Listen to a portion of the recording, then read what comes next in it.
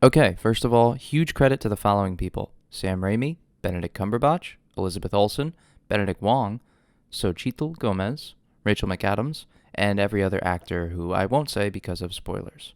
They all did incredible jobs resurrecting the corpse of this script to the point where a 5 out of 10 story, with the refinement of a blob of jello, turned into a roughly 7.5 out of 10 movie. That said, all of their amazing talents combined cannot hide the fact that this script felt like the first draft. The first act somehow felt incredibly slow at moments, all while moving at Mach 3 and containing enough plot for a movie all on its own. I mean, 20 minutes in, they give you a reveal that should be coming at the midpoint of the film, or even its climax. And this twist comes after the weird battle with the giant squid that somehow feels meh. The action overall in this film I felt was very hit or miss. When Raimi is allowed to let loose with the magic and use choreography, it's wild and entertaining, but then you have your standard stupid Marvel battles where it's just shiny energy beams and floating orange symbols because that's the epitome of magic in the Marvel Cinematic Universe, apparently. The madness of this multiverse is that, for whatever reason, everyone is written like they're playing a fighting video game and trying to figure out the controls, both as people and physically with their powers. The sorcerers seem to have 3 attacks: Rune Shield, Orange Rope Thing, Conjure Medieval Energy Weapon. The motivations and arcs of the characters are as deep as a puddle of water. The climax is resolved almost literally by the power of friendship, and as hard as Raimi and every other actor try, there is no way that anyone is missing that. You can tell it's going to be a rough ride when, roughly 7 minutes into the film, Doctor Strange talks with Christine at her wedding.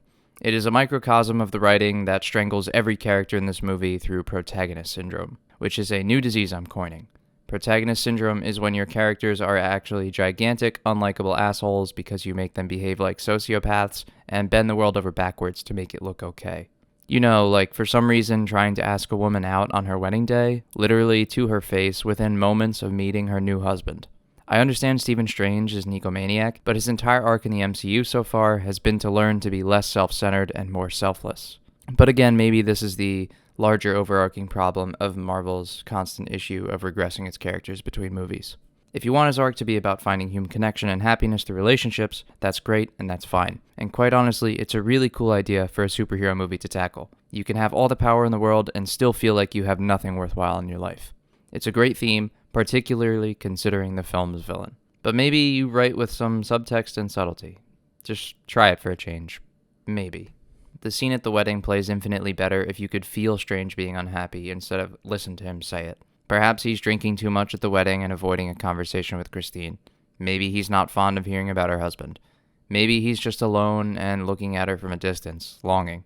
Almost anything would have played better than an overt conversation with the bride where they explicitly state what Strange's problem is. This also would have made the exposition cutscene machine on Earth 838 less annoying too. After hopping realities, Strange and America Chavez find a literal memory machine that shows them their intimate memories. The specific memories chosen are so ludicrously perfect for the plot, and also just displayed in the middle of the street for everyone in the city to see. Everyone in the city just gets to watch their most vulnerable moment, like everyone walking by just sees Strange receiving a personal gift from Christine when they were dating, and watches America get ripped away from her parents when she accidentally used her universe-traveling powers for the first time. Odd. How did no one at the entire company of Marvel Studios or all of Disney stop the writer and say, "Hey man, this is an incredibly obvious exposition dump. It's so comically blatant that it feels like a commercial break or an advertisement in the middle of the movie. Are you sure you can't accomplish the same thing another way?" Like maybe America reveals the losing her mom's thing to Strange in a conversation at their low point in prison when he tries to make her break out. Or maybe Doctor Strange wears the watch that Christine gave him that is vital to the plot and vital to this memory that he sees, to her wedding in the beginning of the movie. That would be a great way to establish how he feels hollow without her and that he is unhappy. Maybe he and Christine talk about this at the wedding and he hides the reason that he's wearing it. I don't know, just a thought to fix 2 of your worst scenes that drag this movie down like concrete shoes pulling it to the bottom of the river. I mean, thank Christ there's so much talent everywhere else in this movie. The cast and crew are desperately trying to hide their paper-thin motivations and logic that are driving this plot forward, and for the most part, they're able to succeed. But there is a constant nagging feeling that this entire movie could be avoided with 4 lines of dialogue. Spoilers for me telling you how this movie ends in 15 seconds. Hi America, my name is Wanda Maximoff. I'd like to use your powers to travel to different universes where I can see versions of my children. And I'd like to do this forever, in case anything happens in one reality, so I can go to another where they're okay. Sorry you lost your kids, Wanda, but I, America Chavez, don't know how to control my powers yet. I'd like to learn how to do this, and then I could absolutely help you. I see you use magic. Perhaps you can help me. Yes, thank you, America. That makes sense. And for me, Wanda, that would be the simplest way for me to see my kids again. Hi guys, Dr. Strange here. I can also help instruct America so she can help Wanda find a reality where her kids need a mom and then get America back to her own moms. And we will keep in contact across these realities in case anything weird happens. Anyways, there's my movie. I call it Doctor Strange and the Conversation of Sanity. Back to the review with full spoilers from here on out because it's kind of hard to criticize the rest of the shitty writing without directly addressing the finer points of it. Ooh, but Zach, you're missing the point. Remember what I said about protagonist syndrome like 3 minutes ago? Wanda has it too. She's had it since WandaVision, and it was even worse there. I think I too would end up behaving like a psychopath if, after enslaving an entire town because my sentient sex toy got fingered by a purple alien, I was told by my enemies that I was actually good and cool and it's fine, and that I got off without any real consequences for my actions. Like, they literally apologized to Wanda when she finally frees them for slavery, with Monica Rambeau telling her, "They'll never know what you sacrificed." I know what she sacrificed. The ability for me to sympathize with her. So after Wanda is enabled worse than when someone believes a conservative is ever arguing in good faith, you can see why she goes full supervillain over a weekend. Lady has had a quite frankly awful life. Her becoming an unhinged sociopath who just wants happiness for herself was a logical conclusion. However, we got there in a terrible way. Instead of, using the traumatic events of her past as things that pushed her past her breaking point, giving us a complicated character who we once rooted for that is eroded over time, we get the evil magic book made her evil. Because nuance is the one supervillain the Marvel Cinematic Universe will never be able to defeat. We can't make one of our characters morally questionable. It simply wouldn't be possible. They just need to be evil because of a magic bad book. And you know what? That outlet might even work too, to a certain extent. Except for the fact that the Darkhold shouldn't just make you evil. That's stupid. How about the Darkhold contains less ethical magic and acts as a slippery slope? Wanda knew this and was willing to take some less than heroic maneuvers to bring her kids back. But as she keeps trying and trying, nothing seems to really work. And every time she tries, she pushes the envelope a little bit further and further, until she's completely engulfed in this goal, not caring how it happens, but determined beyond all hell to get her kids back. The ends justify the means at this point because she's simply too far gone. She's crossed every line, and at this point, whatever comes next is just another drop in the bucket for her. This would be a great source of dramatic tension and conflict in a character who's been corrupted over time. A character with a noble, sympathetic, and understandable goal that we were once rooting for, who we now see she needs to be rooted against, as much as it might hurt. But nah, that happened off-screen. Too bad. Boo-hoo. And, it is abundantly clear that Wanda doesn't seem to care about the fact that her kids are fake. And I mean fake as in they were created by her using magic. She just wants those kids back. So why not make them again? You're clearly capable of it, and you don't seem to mind the fact that your little affection slaves are just subservient constructs. Just go have a good cry again, and poof, the annoying little shits are back for the next sitcom you want to parody. Wanda gets the best motivation for a Marvel villain so far. After such a shitty life, she's poised to have one of the most memorable and poignant arcs in the Marvel Cinematic Universe. It is almost ironically fitting that some lazy writing ruins this for her too. I apologize to Wanda fans who were robbed of a more interesting and less bad interpretation of your character's grief.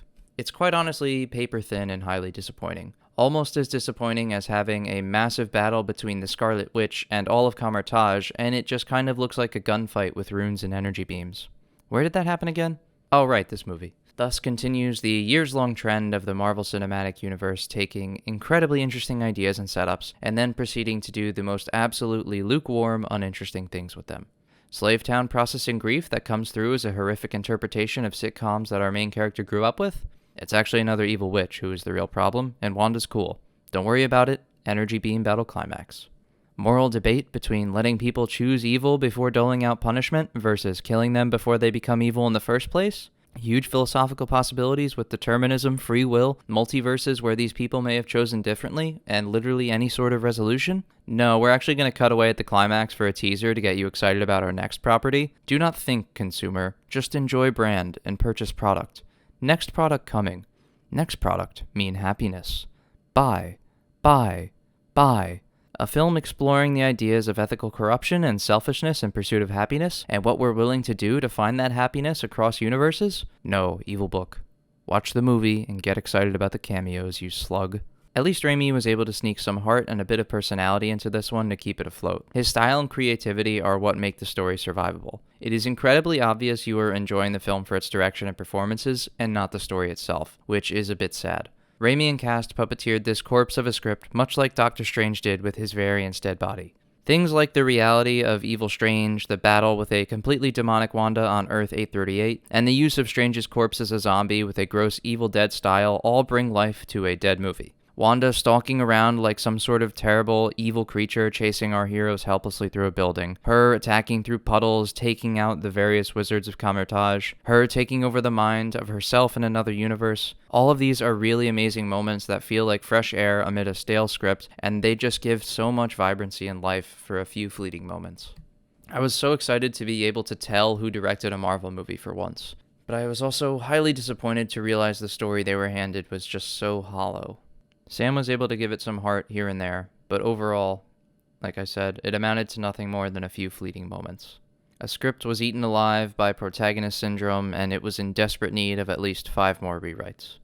I've said this in some of my other videos, but all the flair in the world and on-screen talent can't save you from a poorly constructed narrative. At the moment, Marvel seems to be trading in quality for quantity. Rushed production schedules, studio-mandated scenes to set up the next dozen movies, and underwhelming conclusions to epic stories strangle what could be amazing films. However, even through all of that, a passionate cast and director squeezed through with shining moments of inspired brilliance. I would say Multiverse of Madness is a lot of fun for someone who likes Sam Raimi. It is less fun for anyone who likes solid writing. It is probably getting 3 out of 5 stars from me, and then a bonus half star for not just being a movie that survives solely based off of weird cameos, as that was my biggest fear about the movie going into this. If you are an MCU person, I'd tell you to see it, to experience something that has a unique, definitive style to it, and isn't afraid to be true to itself. There's campiness, and it isn't embarrassed to be what it is. You can survive the script to enjoy everything else. My next review, I'm not quite sure. Perhaps The Unbearable Weight of Massive Talent. I want to see the other superior multiverse movie, though. But again, Carrie really wants to see that too. But it does tempt me. Until next time.